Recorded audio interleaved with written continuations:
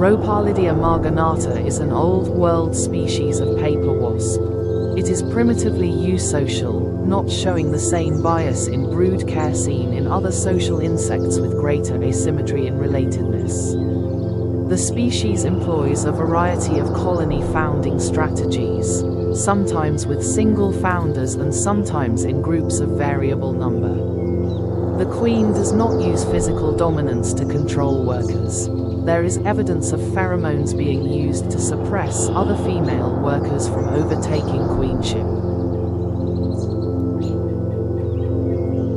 Ropalidia marginata was originally described by Johann Christian Fabricius in 1793 under the name Vespa ferruginea, but that name was previously applied to a different species, so the oldest available name for the species was given by Amédée Louis Michel Lepelletier in 1836. One of its subspecies, Ropalidia marginata jocund from New Guinea and Australia, was described in 1898, and two others, Ropalidia marginata rufitasis from Myanmar and Ropalidia marginata sundaica from Indonesia and the Malay Peninsula, were described in 1941. Ropalidia marginata is an insect, having 6 legs. It is in the order Hymenoptera, containing wasps, ants and bees. It is in the family Vespidae, with wasps, yellow jackets, and hornets. It is in the subfamily Polistinae, containing eusocial wasps, and it is in the tribe Ropalidae. On the Indian subcontinent, there are 22 recognized species of the genus Ropalidia. The species R. travancarica, once thought separate, was determined synonymous with Ropalidia marginata after intensive specimen comparisons in 1989. Ropalidia marginata is most closely related to R. spatulata and R. brevita. The male antennae and genitalia are similar between R. brevita and R. marginata.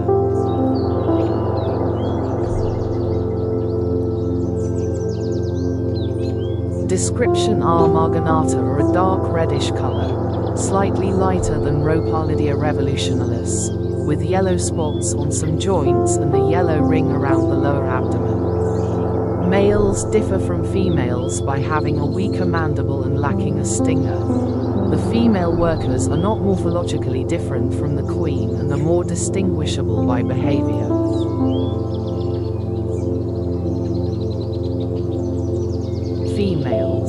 Females are hard to distinguish morphologically except for their level of ovary development, which generally increases with their age. Females are the default workers of R. marginata, but they may also rise to queenship by taking over a resident queen, founding a new colony, or adopting an abandoned one. Workers. Female workers forage to feed themselves and non-foragers, such as the queen, larvae, and males. They help to build the nest and care for the larvae. Workers regulate the foraging levels within the colony through aggression, and are a good example of self-regulation in insect societies. Workers may mate with males and remain inseminated even if they are never able to attain queenship and produce offspring. Worker-worker relatedness is not asymmetrically higher than relatedness between workers and males or workers and the queen. This is because of overlapping matrilinees and patrilinees within the colony, which decreases relatedness overall between individuals.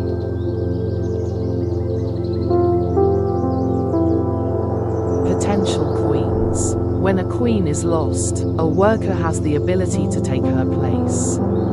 The mechanism by which the next in-line queen is chosen is cryptic. Neither age nor dominance accurately predicts the successor. The potential queen may or may not be inseminated or have developed ovaries. The only certainty is that after the queen is gone, the worker who is the potential queen will become very aggressive.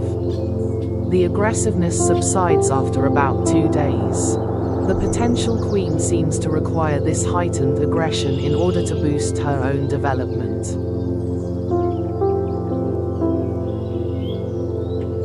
Queens. Primitively eusocial societies are typically headed by behaviorally aggressive queens, who use aggression to suppress worker reproduction. However, the queen in R. marginata is a docile sitter, who does not use physical aggression to maintain her reproductive monopoly in the colony. The queens are suspected to control workers through pheromones. She uses these pheromones to signal her presence and fecundity to her workers, who perceive these signals and refrain from reproducing. The tenure length, age, and productivity of a queen vary greatly on a case-by-case basis. The exact mechanisms by which the queen is recognized by her colony are not fully understood. One possibility is that there are chemicals in the queen's Dufour's glands that signal her queen status and influence workers who are on the nest with those chemicals. A potential queen who is acting aggressively can be experimentally subdued by applying the old queen's Dufour's glands chemicals to the nest. The queen interacts with her workers primarily through chemical communication. Physical interactions between the queen and workers do not serve a communicative function. She does not regulate worker behaviors such as foraging and nest maintenance. Males are produced less frequently and in less quantity than females are produced. After eclosion, males remain on the nest for up to a week. Upon leaving, they live nomadically and mate with females of other nests. Males do not assist in any of the colony maintenance activities while they reside in the nest. They are not well suited for foraging or defending the colony because of their weaker mandibles and lack of a stinger. They are dependent on female workers feeding them and are sometimes observed to cannibalize nest larvae. It has been experimentally demonstrated that males of R. marginata have the ability to feed larvae, but they do not because they lack food access and females do not give them an opportunity to do so in natural populations.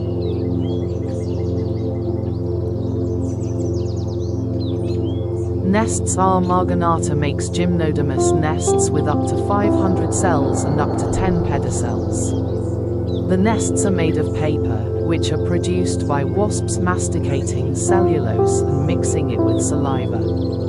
The nests are usually found in closed spaces with small openings in natural and man-made structures.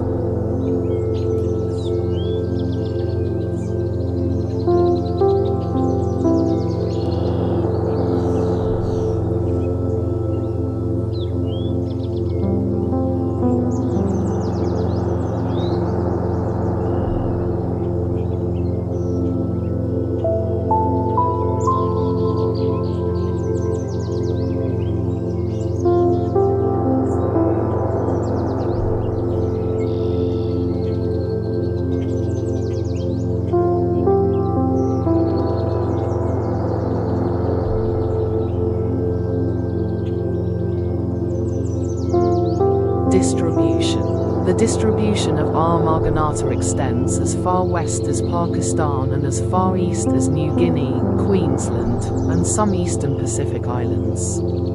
They are the most common social wasp in India. Although R. marginata has been studied extensively in India, there is a lack of literature about the animal in other parts of its range.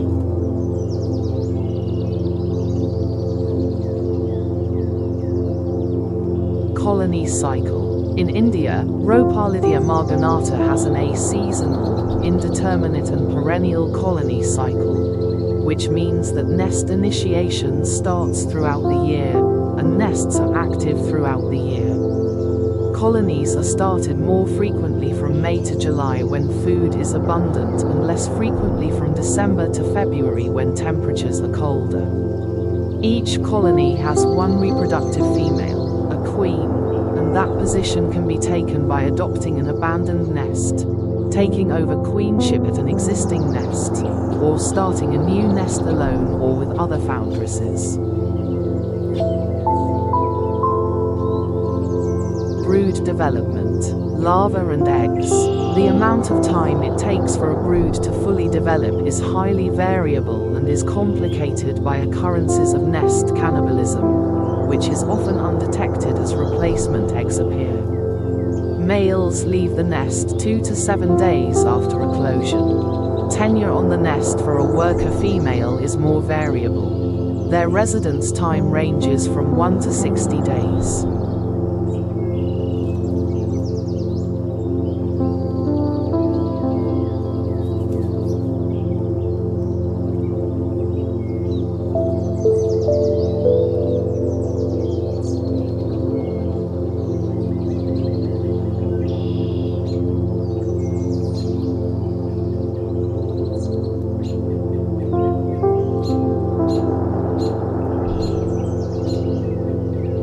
Foundress variation. Colonies can be started by as many as 20 foundresses, but most frequently they are started with 4 or less. Studies on wild and captive populations indicate that it is most common for colonies to start with 3 or more foundresses, rather than 2 foundresses. Single foundress colonies are the least common. Although the multiple foundress colonies were less likely to fail, all colonies, regardless of number of foundresses, had the same per capita productivity. Only one individual acts as an egg layer in each colony.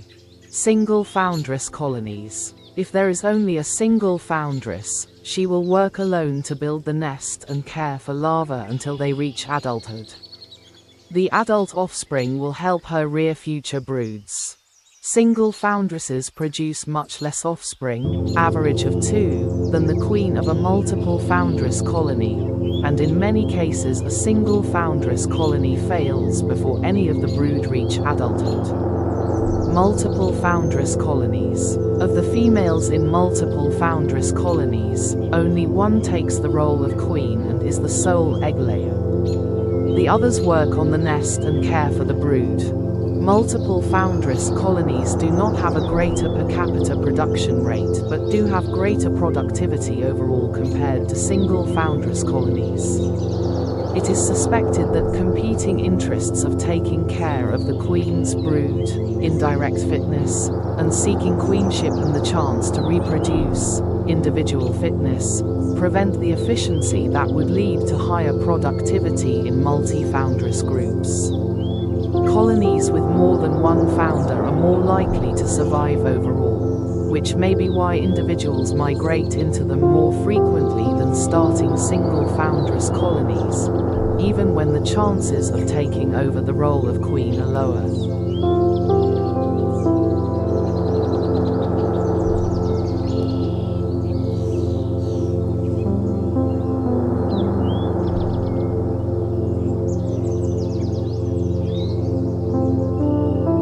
Switching colonies. Individuals may migrate from their birth or founded colony to take up residence in another. This is most common during the pre-emergence phase and when there are around 40 to 50 adults on the home nest. Migrant wasps are more likely to be accepted while they are younger, which is generally less than 6 days old. Age has been shown to be the determining factor for whether the resident wasps react with hostility or tolerance.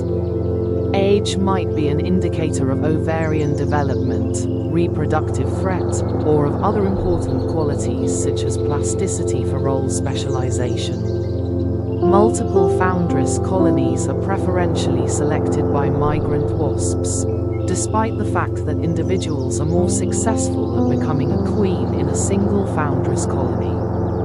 Young migrants become fully integrated into the new colony, becoming foragers and sometimes taking over the role of queen.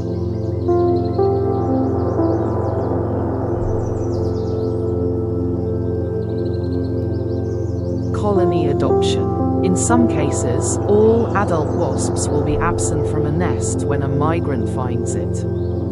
Females sometimes adopt these abandoned nests and take over queenship in variable numbers of foundresses. This has been observed to be more common in predator-protected vesperies than in the field.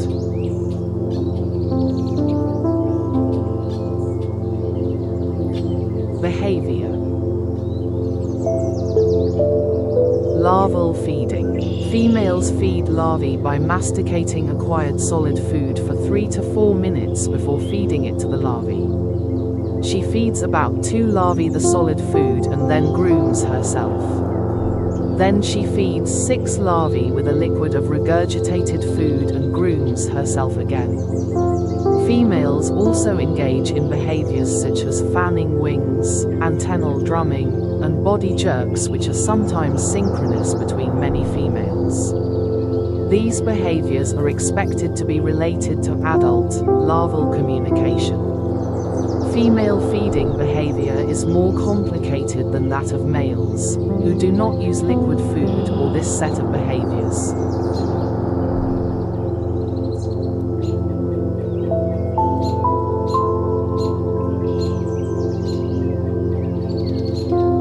Male feeding behavior.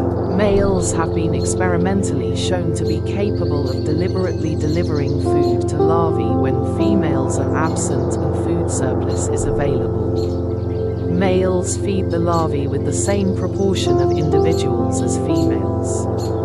They are, however, much less efficient than females at feeding. They spend over 90% of feeding bouts masticating and end up feeding far fewer larvae. The males also preferentially feed the largest larvae, resulting in the death of many smaller and younger larvae.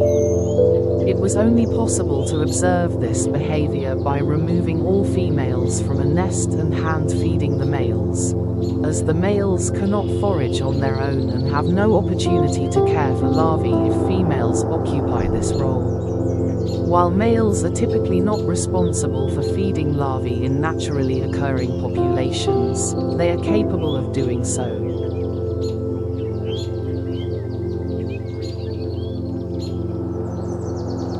Aggression. Aggression in the form of chasing and sometimes stinging is needed to defend the nests from predators and non-nest mates. Older females from different nests are chased away, as are predators such as Vespa tropica. Dominance relationships, mediated by aggression, control foraging amidst workers. Aggressive behavior is a crucial part of the transition from worker to queen.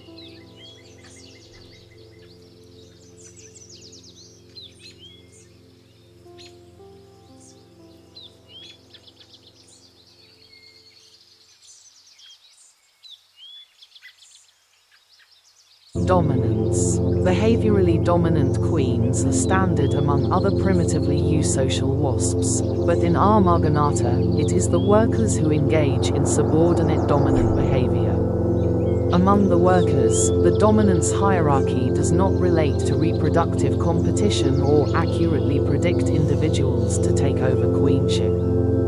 Worker-dominant subordinate interactions seem to regulate foraging behavior.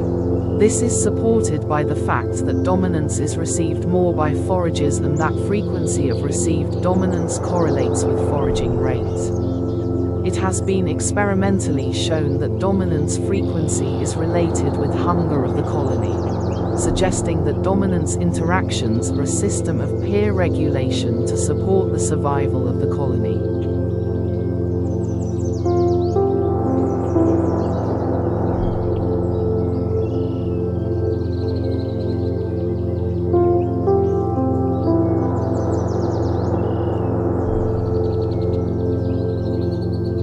Recognition.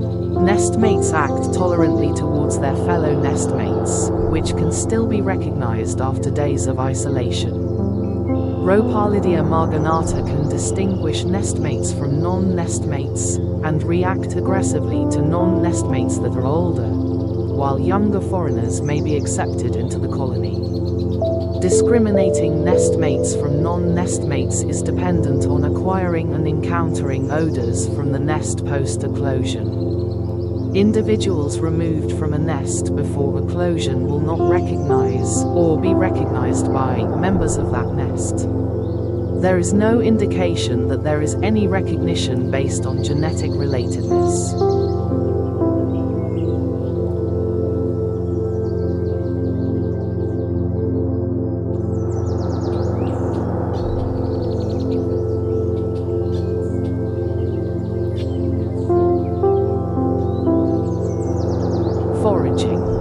These predatory wasps are solitary foragers.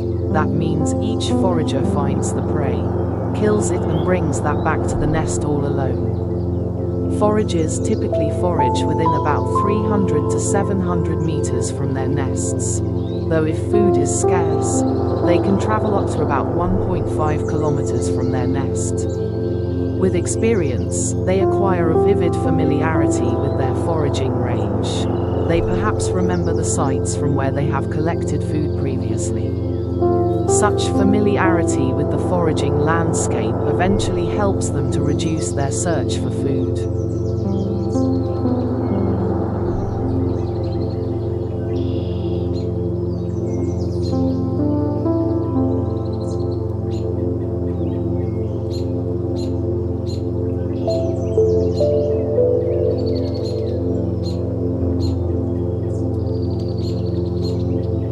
Mating system. The haplodiploid genetic system creates asymmetry in relatedness of most Hymenoptera species. Marginata, however, have increasingly unrelated workers and broods because of simultaneous production of several different patrilinees and matrilinees within a colony. Serial polygyny works against the inclusive fitness benefits workers have of caring for broods because of reduced relatedness. Godard-Carr devised a unified model that makes predictions about what proportion of the population of R. marginata should opt for a selfish solitary nesting strategy and what proportion should opt for an altruistic worker strategy. From this, he was able to predict that 5% should opt for the selfish solitary nesting strategy while 95% should opt for the altruistic worker strategy. Godard-Carr et al. Genotyped R. marginata mothers and daughters at a few non-specific esterase loci to infer the genotypes of the haploid fathers or estimate the number of fathers needed to produce the daughters observed. The researchers ultimately found R. marginata queens mate with 1 to 3 different males, and the average relatedness among their daughters thus drops from the theoretically expected 0.75 to about 0.50, thus entirely negating the advantage of haplodiploidy for social evolution, as predicted by Hamilton. Godard-Carr found no evidence for intra-colony kin recognition.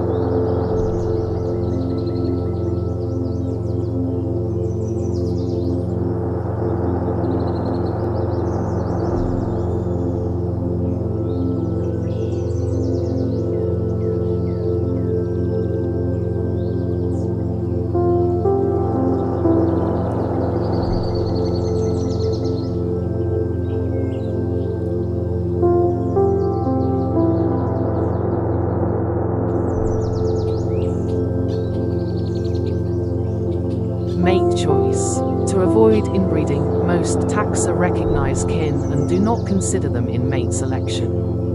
Marginata, however, show no indication of discriminating against nest mates for mate choice in both males and females.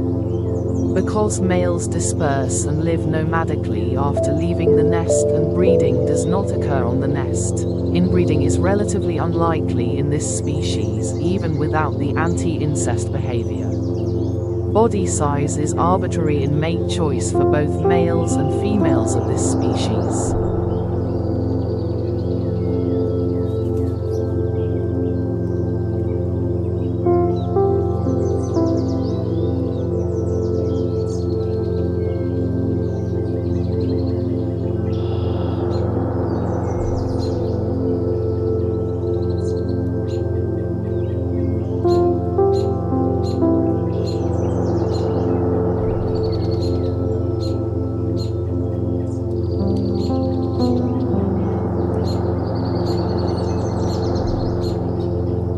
Serial polygyny. Colonies of R. marginata often outlive the queens. Workers may serve different queens throughout their lifetimes. This creates overlapping matrilinees within the colony where workers end up caring for the brood of different mothers, yet again decreasing the relatedness amidst workers.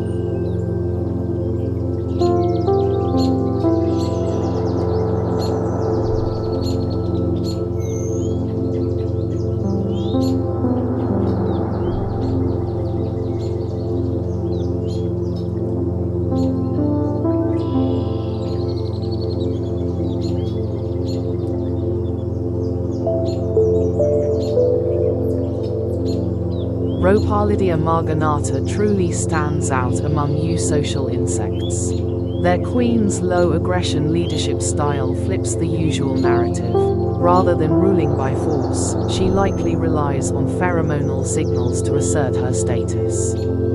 That's chemistry diplomacy in action. Here are some of their more intriguing traits. Crown queen behavior. No physical dominance. The queen's behavior is docile, earning her the nickname docile sitter. Pheromone signaling. Chemical cues help suppress reproduction in other females and establish her authority. Cryptic succession. When a queen dies, it's unclear how the successor is chosen, but aggression temporarily spikes in a potential queen. Building construction colony founding strategies. Flexible founding. Colonies may begin with a single female, foundress, or a group of up to 20. Higher success rate with multiple foundresses, though only one becomes the egg layer while others help rear the young. Microscope eusocial oddities. Primitively eusocial, workers and queens aren't physically distinct, behavior and reproductive status define roles. Reduced genetic relatedness. Overlapping matrilinees and serial polygyny dilute kin selection benefits typical in Hymenoptera. Handshake worker dynamics. No genetic favoritism in care. Workers don't show bias in brood care based on relatedness. Self-regulating foraging. Dominance interactions among workers help optimize food gathering and support colony needs. This species is like a living experiment in decentralized cooperation and subtle communication.